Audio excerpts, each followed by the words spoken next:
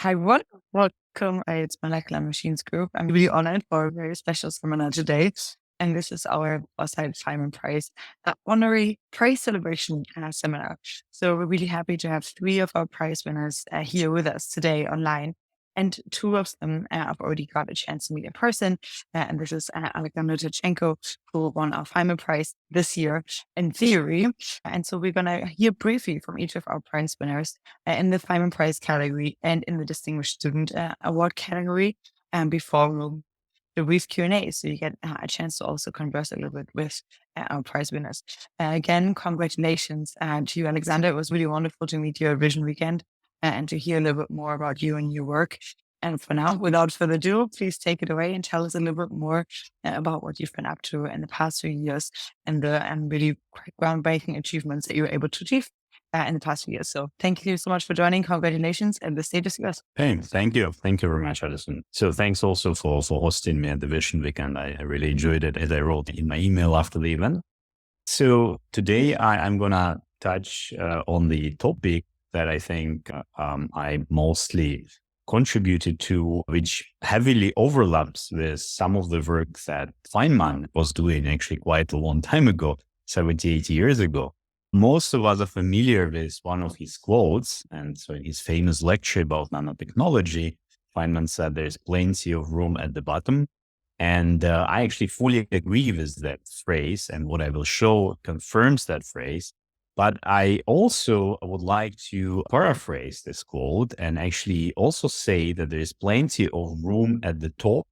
And that refers to the ability of quantum effects that in principle are effects at the atomic scale. When we actually develop quantum mechanical methods to study large systems, so systems at the top, at the macro scale, we also realize that this gives us plenty of opportunity to design structure, stability, self-assembly, and many other properties of systems at the top. Of course, as we all know, in order to study a wide range of molecules and materials, including nanosystems, including liquids such as water, biomolecules, and materials with and without defects, we need to start from first principles of quantum mechanics. Many of the properties of these materials are determined by interactions at the atomic scale. The main challenge, of course, is that solving these equations is exceedingly hard. And the scaling of computational cost of solving increasingly large systems with quantum mechanics scales exponentially. So it's impossible to do. In particular, one type of interactions, which is extremely important in molecules and materials, are so-called van der Waals interactions. So these interactions determine many of the properties, and they play a huge role in our daily life. For example, our ability to write on paper is due to very weak interactions between graphene sheets in graphite, and this gives us the ability to really write. Many of the superficial properties of water, so surface properties of water, are also determined by van der Waals interactions. Drugs bind to proteins largely due to van der Waals interactions. Most properties of polymers are also driven by van der Waals interactions. And one of the kind of poster childs of van der Waals interactions is a gecko. So the ability of geckos to actually climb on walls and ceilings is largely due to van der Waals interaction. And this interaction scale in a very non-trivial way with system size, with dimensionality, and with other properties of materials. And this usually involves very large systems. So the question is, how do we actually model these interactions in an accurate and yet very efficient way for macroscopic systems? And here I would like to go back to Feynman. One of his very famous papers that is widely used still today is this paper called Forces in Molecules from 80 years ago, where he already talks about van der Waals interactions. So what he says, and I'm reading from his paper, he says van der Waals forces can be interpreted as arising from charge distributions with higher concentration between the nuclei. So essentially, he's saying that although van der Waals interactions are extremely complicated and they're quantum mechanical in nature, one can view them in this simple electrostatic way by essentially doing a thought experiment. And that's what Feynman did back then. And only in 1995, this suggestion, this conjecture that Feynman said actually was proven, right? So it took more than 50 years to prove this conjecture. And I find this really amazing, right? That many of the things that we are working today have been, of course, predicted by the giants on whose shoulders we stand. So what have we achieved since Feynman times? We have worked very hard on developing effective models that allow us to basically explicitly quantum mechanically study van der Waals interactions in larger and larger systems. So in my group in particular, I've been developing such effective models since 2009, and until now, we are still not over with it because this problem is very complicated. And what we've done is to make those models more sophisticated, make them more applicable to larger and larger systems. And more recently, we've extended these approaches to study biological systems such as proteins and water. So the codes, so the methods that we implement, they are finally also implemented in software codes, which many people use in the community. And this includes, for example, so-called density functional theory codes, semi-empirical codes, force field codes, and so on and so forth. What gives me really great, makes me really humble about this actually, is that the importance of developing these highly accurate methods to study and predict non-covalent interactions in materials is that beyond academic success, these models lead to breakthroughs in the industry. For example, the methods which we have originally developed in 2012 are now widely used in pharma. And they're used in pharma in particular for drug formulation. So one paper which was published in Nature just a couple of weeks ago demonstrates that these calculations using our methods are essentially as predictive as experiments. So finally, they give you more information on experiments in a sense. Of course, in the end, you will have to do experiments to confirm that what you're predicting is right. But in fact, these predictions are becoming so accurate as to give you, for example, which polymorph of a molecular crystal is stable at which conditions of temperature, humidity, pressure, and so on and so forth. So you can really predict crystal form stabilities of pharmaceutical drugs under real world conditions. And this is, I would say, really a revolution in the field of molecular simulations that has only been possible because of the development of these highly accurate and efficient methods in the last few years. So let me now, so beyond this success in accuracy, of course, we can use the methods that we have developed to obtain novel qualitative insights. So let me just give you two examples. This is a very simple example. So the question is, if you take molecules of increasing size, in this case, these are polyaromatic molecules from benzene to pentacene. These are acene molecules, and you absorb them on a gold surface, and you want to know how strong they interact. And if you look at chemical textbooks, usually people will tell you, or these textbooks will tell you, that the scaling of the interaction energy of molecules and surfaces scales linearly with the number of pi electrons. These are so-called delocalized electrons in these molecules. But experimentally, you find a very different scenario. You actually find that they don't scale linearly, but they scale actually highly non-linearly. And the only way to do this, to describe this correctly, is by doing this sophisticated calculations of non-covalent interactions using, for example, our DFT plus MBD method that I talked about.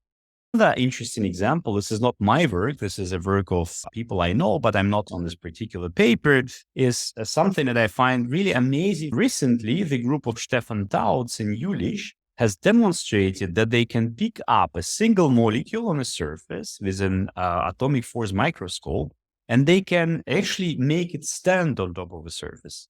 And this is a big surprise because usually molecules prefer to fall down, because that's where van der Waals interactions are actually increased, right? They are the most stable. But nevertheless, they were able to demonstrate that at low temperature, they're able to pick up the molecule, leave it there, go away with the atomic force microscope, and still the molecule stands there, right? This is a big surprise. And the explanation of this surprise could only be achieved by using these increasingly accurate methods that we have developed in the last few years. All the methods that treat these non-covalent interactions effectively in a pairwise additive form between atoms fail to describe this stability of the upright standing molecule.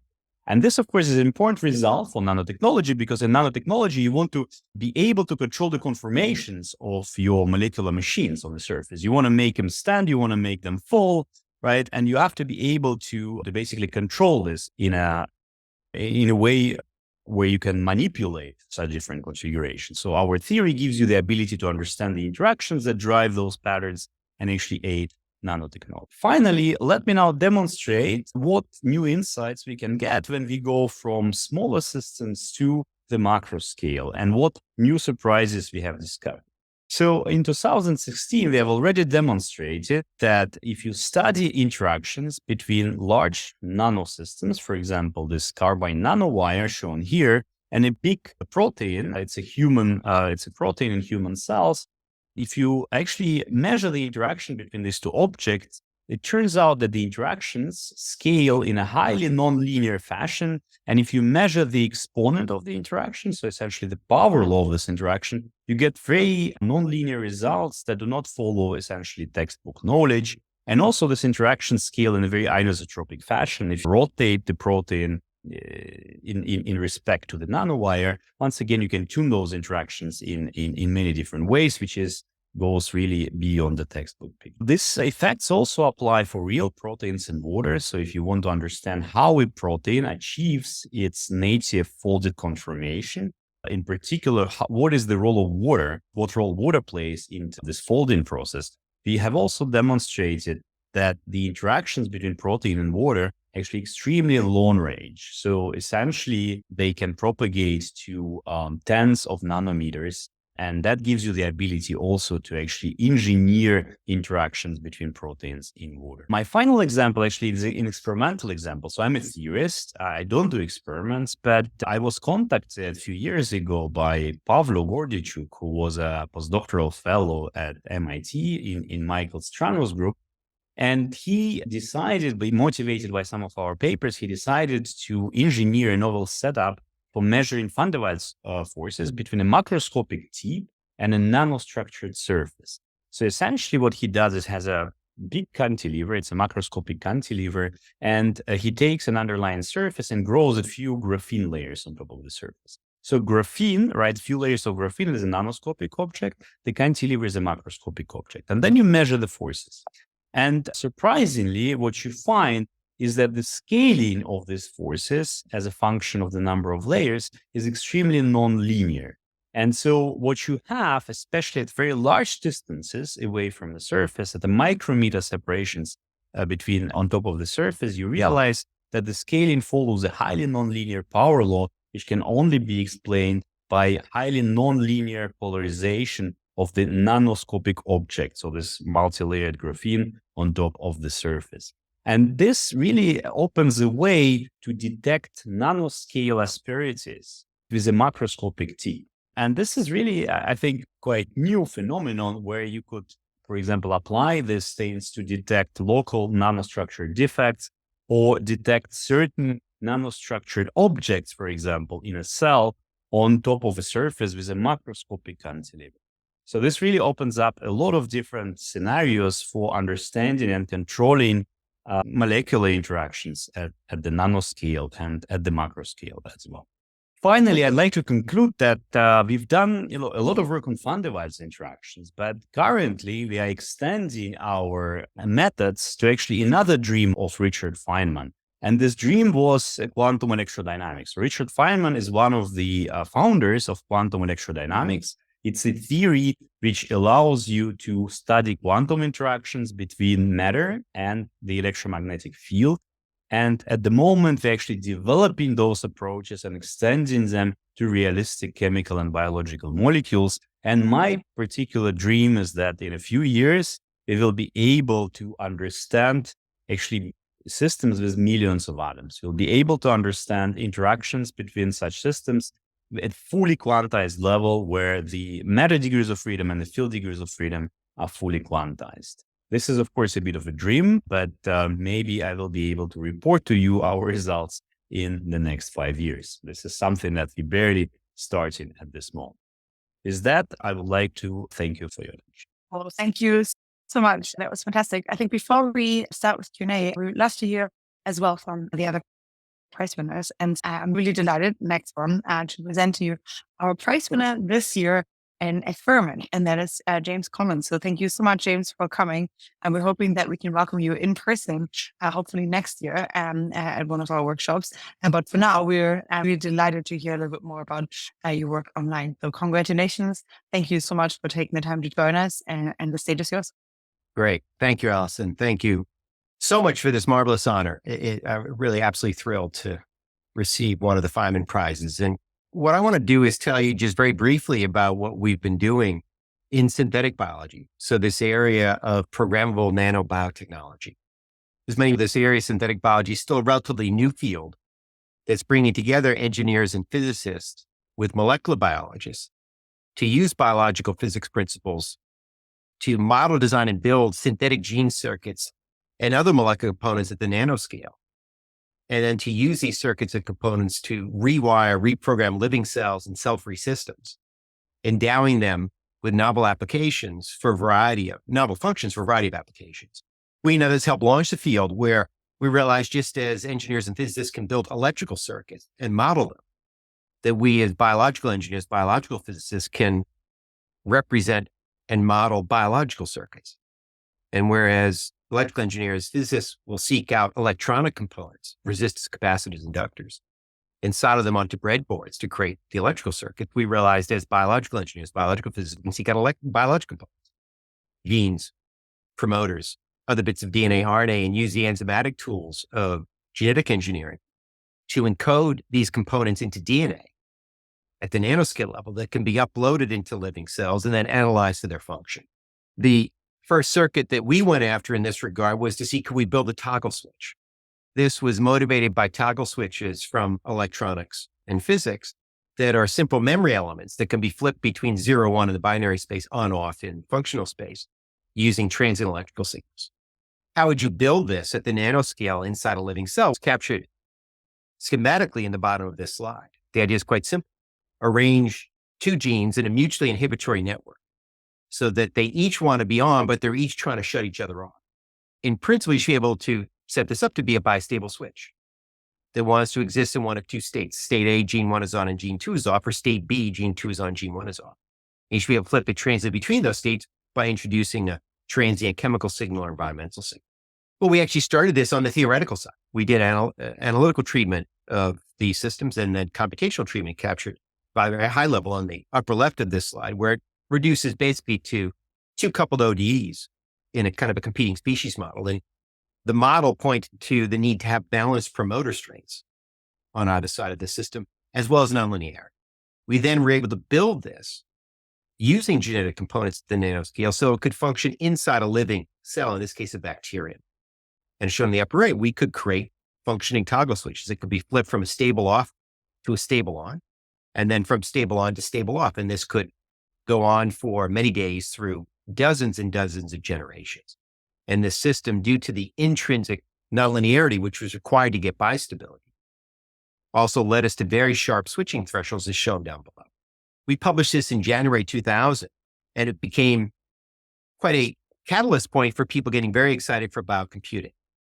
The idea now you could program at the nanoscale, the inner workings of a living cell that now could open up the possibility that maybe you could create computers for our desktops made out of living cells. For many reasons, it's actually not the right way to think about these advances. And instead, we and others helped advance the idea that you could have now programmable living technologies. The idea you could create a circuit that could be uploaded to a living cell, be it bacterium, be it a yeast cell, a plant cell, an animal cell, a human cell, that could program that cell at the nanoscale so it could sense its environment, make a decision on its environment, and act on its environment. And this living technology arising out of programmable nanotechnology is now impacting broad swaths of the economy, including food and water, sustainability and climate change, bioenergy, and medicine. And our prime focus is on medicine and human health. Among other things, we showed that these programmable nanobiotechnologies existing as living technologies could be used to create living diagnostics and living therapeutics to detect and treat infection. So we showed you could program bacteria to treat, for example, cholera infections. So cholera is a nasty gut pathogen transmitted through dirty water. It's bedeviled humans for centuries. We showed you could reprogram Lactococcus lactis, a generally regarded as safe organism, that could use nanoscale components out of cholera to create a living diagnostic that could change your stool a different color if you're infected, as well as program it to produce antimicrobial peptides to treat the infection. We're now advancing these engineered live biotherapeutics to go after a range of conditions, including metabolic disease, cancer, as well as reducing antibiotic-induced gut dysbiosis to go after other infections and challenges like sepsis. You can appreciate that the synthetic gene circuits, which are now going out into our communities, into our hospitals, into our homes, into our farms, could cause some concern in the idea you've got effectively a GMO, genetically modified organism. And so we got intrigued to what extent could we harness the power, the diversity of biology at the nanoscale without using living cells. And so we turned to cell-free systems now about 9 years ago. These systems are the idea that you can open up a living cell and remove the nanoscale machinery of that cell out of that cell. This would include DNA, RNA, ribosomes, other nanoscale machines, and molecules like nucleotides and ATP, and play with these in petri dishes and test tubes. Our contribution to this space was to recognize you could take these cell-free systems, along with synthetic gene circuits, and freeze dry them onto paper. And sometime later, rehydrate what you had freeze dried on paper and have it come alive as if it's still inside a living cell, but now it's been embodied on paper.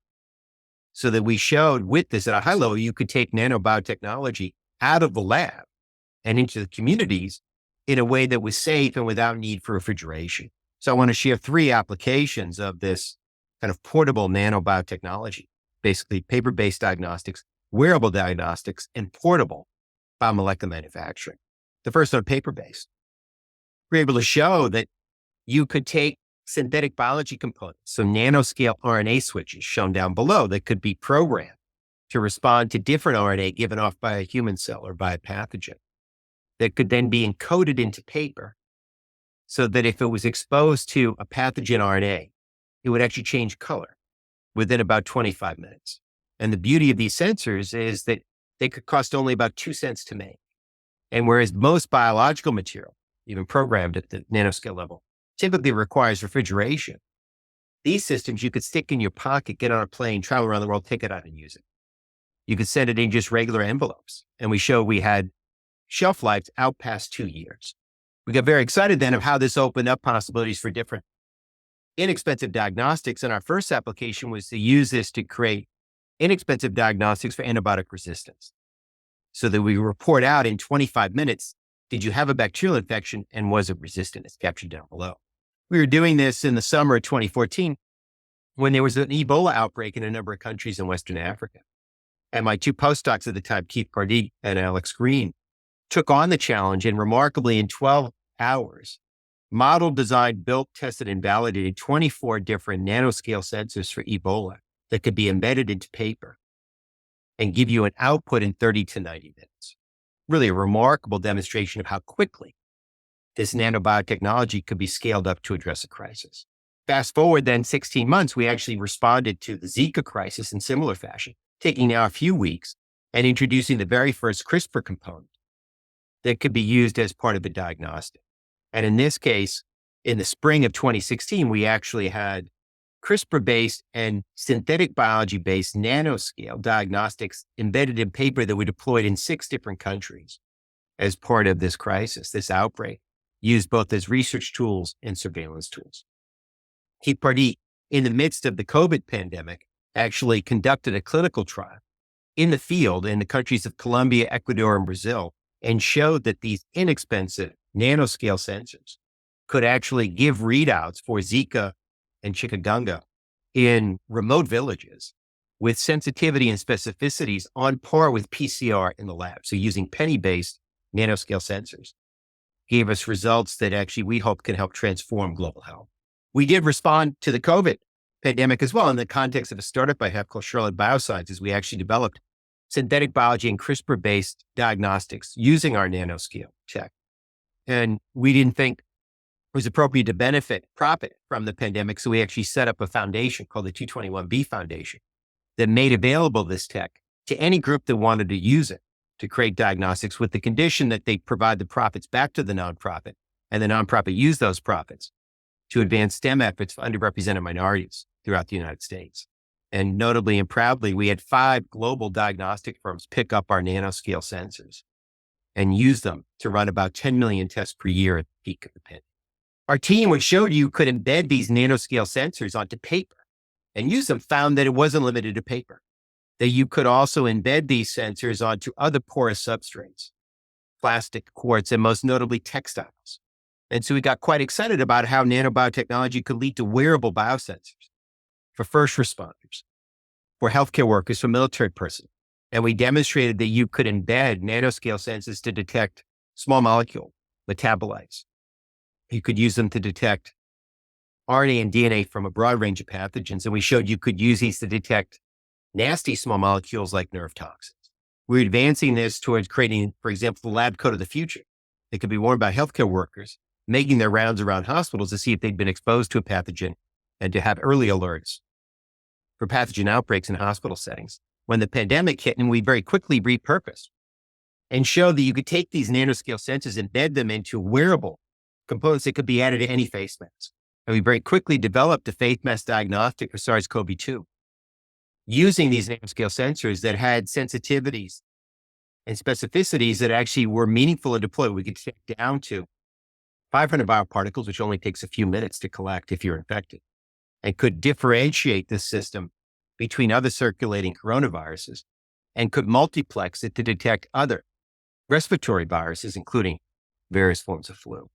Final application, and in the spirit of molecular manufacturing, is that Keith and our team uncovered that this cell-free synthetic biology, this cell-free freeze-dried nanobiotechnology was not limited to any substrate. You didn't need a substrate, meaning you could freeze-dry these cell-free extracts as pellets. You could freeze-dry the machinery to make a biomolecule as a pellet. And then you could take this in a small kit you could fit into your pocket out into the field, add the cell-free extract pellet to water, add your engineered synthetic biology component as a pellet in water, and now produce biomolecules in the field at doses that could be clinically meaningful to make antimicrobial peptides, to make vaccine antigens, to make antibodies and small molecules. And I'll just present 2 quick examples. We were able to do all of this. The first was on the vaccine side. We can appreciate for the marvelous breakthroughs of the mRNA vaccines, of the value they brought, but the challenges they had given the significant refrigeration needed for these biological materials. We were able to show that we could freeze dry the machinery to make vaccine antigen as pellets that could be distributed without refrigeration into low resource settings. And for example, captured here, we show we could freeze dry the machinery to make, for example, the diphtheria toxin vaccine antigen. We could produce it in the field, drop it into water, filtering it, contamination levels well below the FDA allowed limit, and could inject it in the field in a mouse and actually get the needed bioresponse.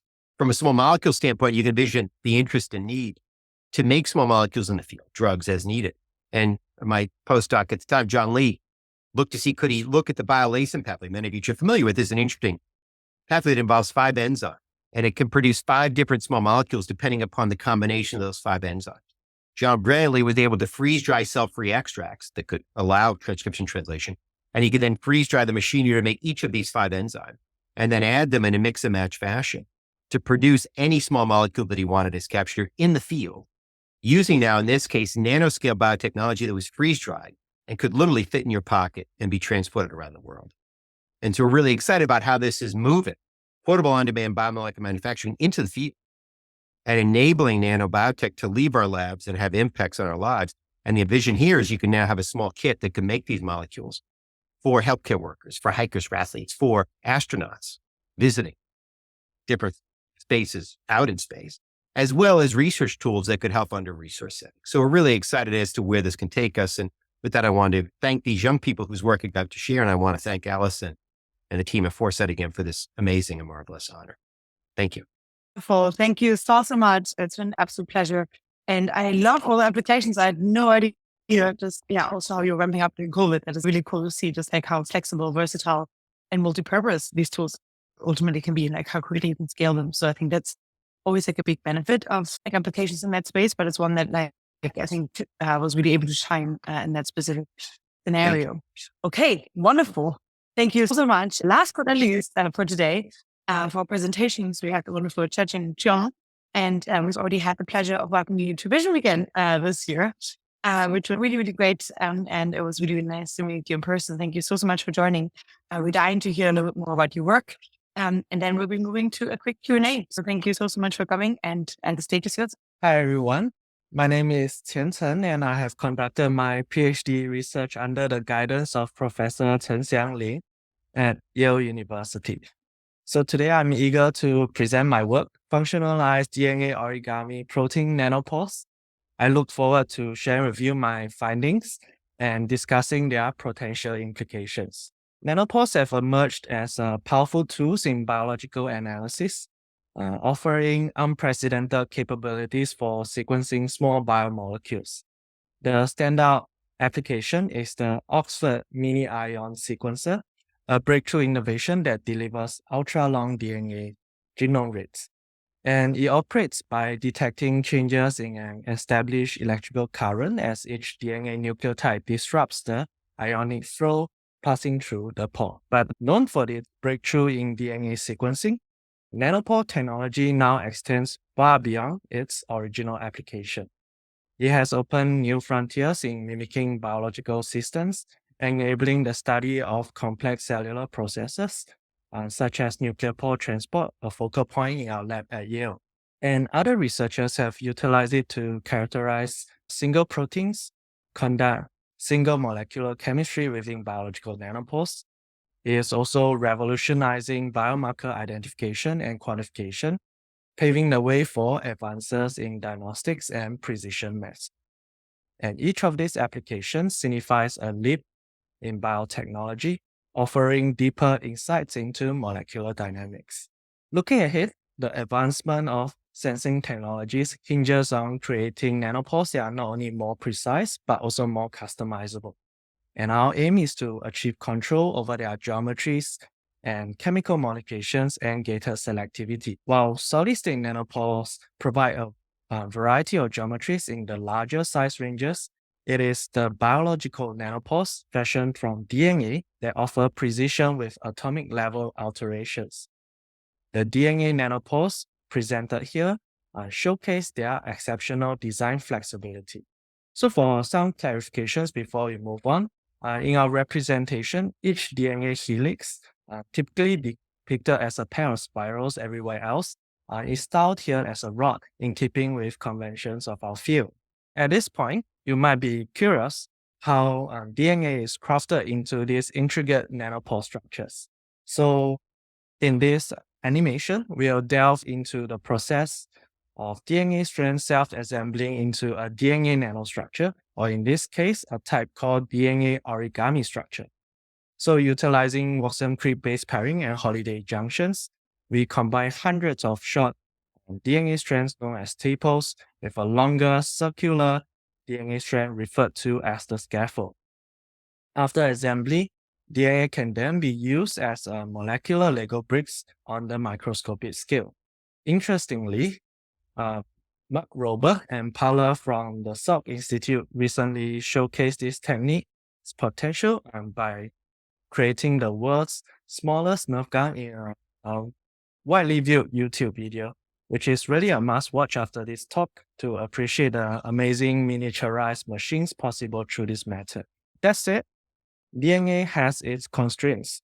Most notably, the DNA nanopores are often less than 10 nanometers in inner pore diameter, and due to inherent negatively charged DNA components penetrating through the lipid bilayer, they need an electric field, special non-physiological solvents or detergents, or crowding agents for perforation. And these requirements can introduce complexity into studies, particularly those aiming to replicate physiological eukaryotic systems. And inspired by the wealth of prior work and desire to create an everything bagel of nanopores, large, customizable, and with diverse surface modifications, we aim to employ novel designs and toxins to construct larger customizable pores that can spontaneously perforate membranes. We had also hoped to introduce customizable modifications that allow control and selective transport of macromolecules. This advanced platform will allow us to delve deeper into membrane transport mechanisms, particularly for larger molecules, and paving the way for new synthetic innovations. For study, we chose pneumolysine, which is a toxin from pneumonia causing bacteria, and valued for its ability to create a large 30 to 50 nanometer pores in cholesterol-containing membranes, while maintaining solubility in solution as monomers. And leveraging on the precision of DNA nanostructures, we innovated a design strategy, a DNA ring that corrals DNA conjugated pneumolysine, forming a hybrid structure. This unique construct can be affixed to membranes, setting the stage for pore formation.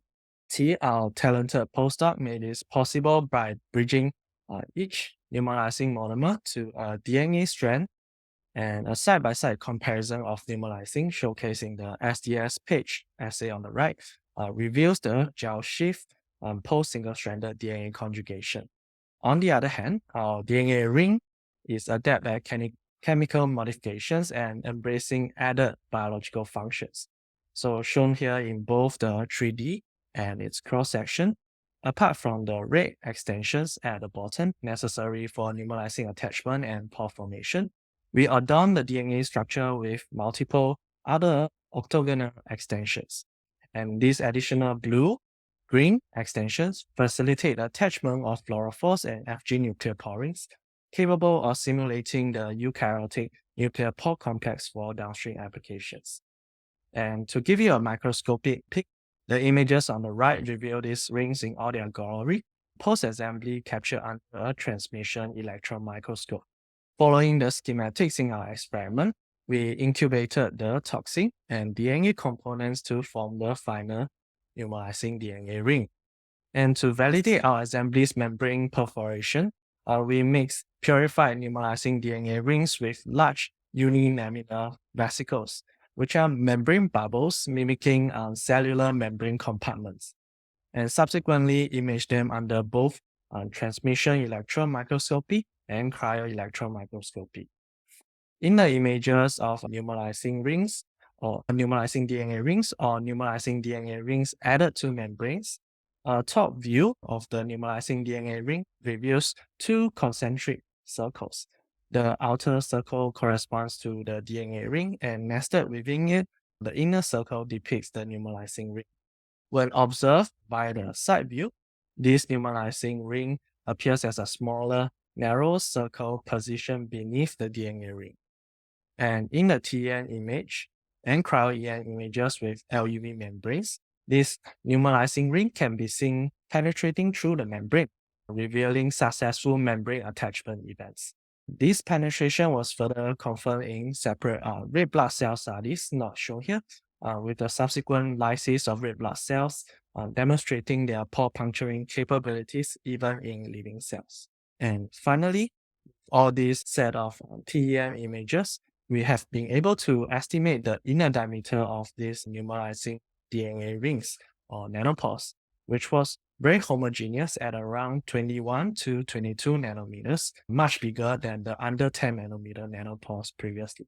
To confirm our pneumolysine DNA rings created functional pores, we combined fluorescent labeled Cy3 pneumolysine DNA rings in blue with giant unilaminar vesicles, GUVs, in red, which are larger membrane bubbles, again mimicking cells or cellular compartments, as well as 20 kilodalton fluorescent FITC labeled dextrin or green sugar trackers.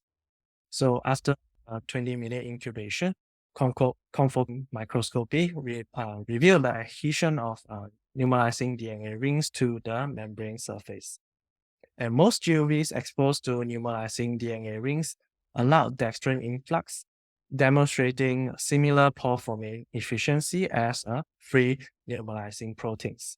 And conversely, in the absence of pneumolysine, GUV only, or GUV plus DNA rings without pneumolysine, most GUVs remain impermeable.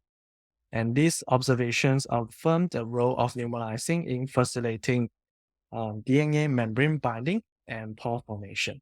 And most significantly, the pneumolysine DNA rings here created transmembrane nanopores without the need for detergents or electric field, demonstrating the effectiveness of our numeralizing mediated nanopore formation approach. A key design element in our DNA ring structure was programmability, enabling us to incorporate gating molecules into the nanopore channel. And nuclear pore complexes serve as our inspiration. So to demonstrate potential gating functionality and the possibility of using our nanopores for future nuclear pore complex studies, we selected an FG nuclear poring from the nuclear pore complex itself, an NSP1, to form a size-selective diffusion barrel in the numeralizing DNA nanopore channels. We tested the permeability of unmodified numeralizing DNA rings and NSP1 gated numeralizing DNA rings against dextrans of varying sizes, and expected the rate of cross nanopore diffusion decreased with increasing dextran size. Interestingly, the incorporation of NSP1 resulted in significant delays in the influx of dextrans into GUVs, especially for the 20 and 40 kilodalton variants. And when we quantitatively measure this influx using a larger data set and via fluorescence recovery, we find the retardations in dextran influx align with prior published observations on NSP1's size selectivity. With this, we successfully showed that macromolecular diffusion through numeralizing DNA origami pores is size dependent. And on top of that, our DNA nanostructure allows the modification of pore size with additional gating molecules. In summary, our toxin DNA hybrid nanostructures offer a versatile method for creating stable transmembrane nanopores over 20 nanometers wide, with the flexibility and precision to incorporate additional size gating molecules for functionalization. And the potential application for our DNA toxin nanopores are broad and promising. We could customize them to seek out specific membrane markers or be responsible to various stimuli. For example, consider a drug-laden vesicle cloaked with DNA nanopores that discharge their contents upon receiving certain signals like membrane markers or optical cues. Alternatively, our DNA toxin nanopores could be designed to selectively target and penetrate disease cells, introducing a novel approach for targeted therapy. But reflecting on the nanopore applications introduced at the beginning, these are merely scratching the surface with boundless possibilities ahead. So lastly, I would like to thank you for your attention. My lab, my thesis community, Yale and A-Star have been pivotal in my PhD journey, and for their support, I'm immensely grateful.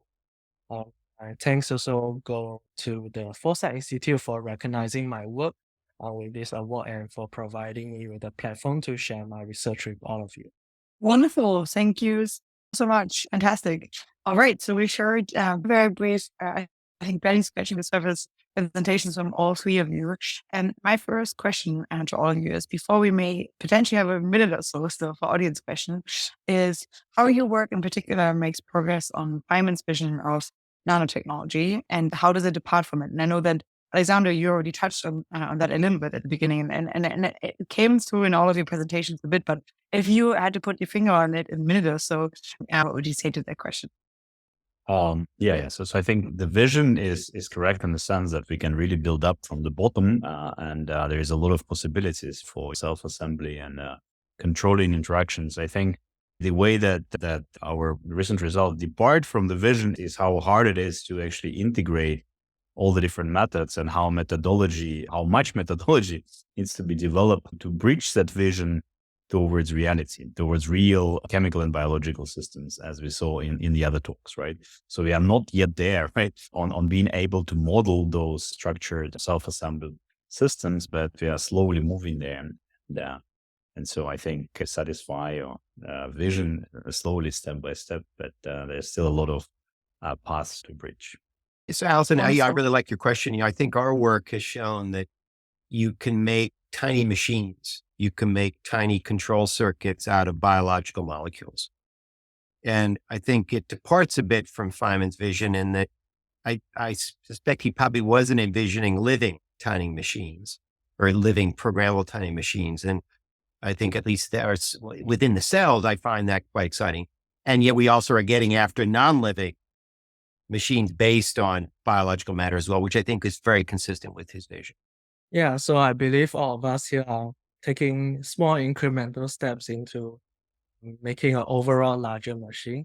And as for those who are at Vision Weekend, PJ from the Special Competitive Project mentioned that this will be a monumental task across many labs in US or even in the world, that we work towards things like a synthetic cell, where each lab works on individual molecular machines that will piece together this overall function synthetic cell. As we progress, I look forward to more exciting advancements too. Thank you so much. We have a few questions already from Creon, and I guess we have 4 more minutes. Let's see how many we can get to. And if you still want to ask a question, feel free to drop it in the chat or raise your hand. Creon, you go first. Okay, thanks. First question is for the previous speaker, Chang, and that is, you talk about targeting how do you target particular cell surfaces with this tech? This tech is more about what you showed is how these things insert into the membranes, and then you can attach these other molecules to them. But in order to have a therapeutic use, or even perhaps bioengineering use, you can't just have these things go to all cells, because they would just provoke horrible immune response. So I mentioned that DNA nanostructures have addressable surfaces, and thanks to things like click chemistry as well as aptamers, we can attach these modifications to the DNA nanostructures to target them to specific cells. And on top of that, over the years, other labs have used such aptamers to effect dynamic conformational changes of these nanostructures to reveal functional components after attaching to those target cells. Yeah, if you are interested, you can contact me after this. I can forward you those papers. Yeah. Okay, thank you. I understand. I think I understand. So thank you very much. And then second question for Jim. Do your dry paper thingies require hydration to actually work? Is that sort of a feature, not a bug? That is the feature. Yeah, they're freeze dried, so they're lyophilized. So we basically put the liquid nitrogen, remove the moisture, and now they're stable. Interestingly, these biomolecules, but they need hydration. But notably, it need not be water. So we've actually shown they work quite well with patient samples, which can include blood, serum plasma, can include urine, it can include sputum, Right. A broad range of biological fluids. Fantastic stuff. Thank you for sharing. Yeah, thanks. On the past 2 minutes, perhaps like if you were perhaps leaving people with a final call to action or a challenge that you think is really still open, that would really advance your path and for making progress on molecular nanotechnology, would you want to leave perhaps like new folks entering the field with a final call to action or a new challenge that you want others to solve? So in my case, I think it's the onset of AI and machine learning in our field that has already led to many recent breakthroughs in terms of accelerating all these molecular simulations and also getting new insights. I think that's the really important thing. So it's a new tool. It shouldn't be just used as a black book, but something that you can gain new insight from. Yeah, Allison, building on that, I also think that machine learning AI broadly has a big role to play in synthetic biology, but I'll maybe do a very specific application. I think we need to dramatically expand the number of parts that we have available to create these tiny machines to function inside living cells and outside of living cells. That in synthetic biology, we still are only using about 3,000 parts, which is really quite disappointing given the diversity that exists out there in nature that has evolved for millions, billions of years. And so the challenge for young nanoscientists is, can they come up with efficient means to both biomine these parts from nature as well as design them?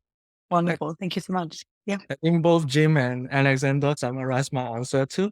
I will just give a more specific example using my nanopore. So as I make pores larger, naturally more things can go through.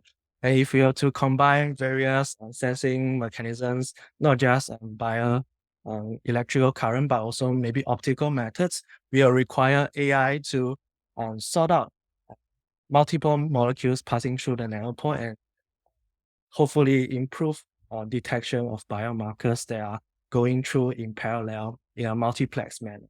And adding on to Jim, I mentioned before how I will add modifications to nanopores to increase the number of possible functions.